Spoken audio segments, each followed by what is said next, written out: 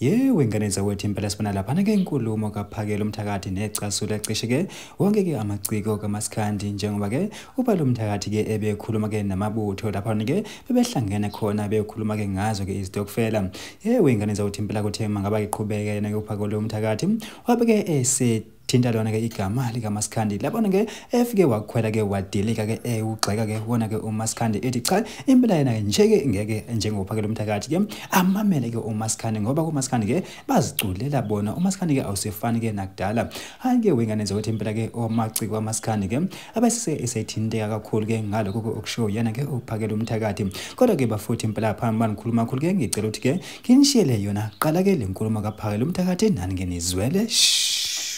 Sizama ukukhanda into enkulu. This is a multi-billion business esizama ukuyikhanda la kodwa khona umuntu ongazi in 10 years this thing izobe inkulu kunoMaskandi. In 10 years siyobe siphila kwamanda uyokhumbula le video izohlala bayosha abantu ukuthi wayisho uphakela lento siyazazi ukuthi senzani siyayibona ukuthi senzani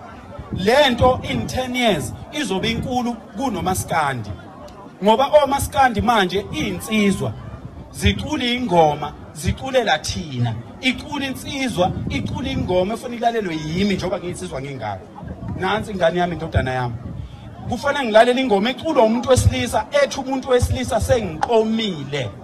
kusho umuntu wesilisa fanele mina ngivula umsakazo ngilalela ingoma eculwa umuntu wesilisa ethi useqomile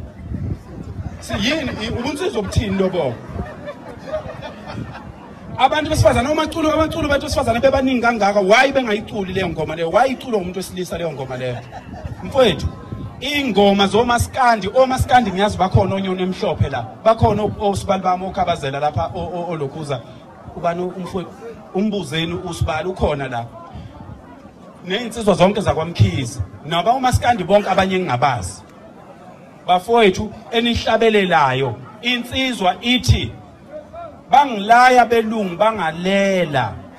ukuthi ngihambe ngiye ekhaya ngiyobona umakoti wami ngiyobona umama weingane zami ngiyobona intombi yami ngiyobona inkehli yami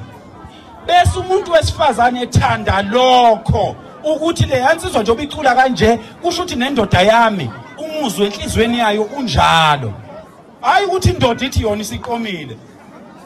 iculele thina fanele ngivula umsakazo kuphela ibhethi lami ngilalela indoda ithi iqomile. Mina ngixoleleni bafowethu ngeke ngiyilalele mina imbhudane mina ngiyilalele imbhudane thina siphathi induku sifuna indoda ithi ngiyobe ngikhona ngelanga elithile ngiyobe ngibethene nomfoka sibani bani so insizwa zakithi siyacela mina ngiyanicela insizwa zakithi uyabona nje bani baningi kangaka la akekho umuntu okungahlatshwa kubo la yekani ukubolekana amahawu emgangeleni indoda nendoda mayizodlala umgangela ayiphume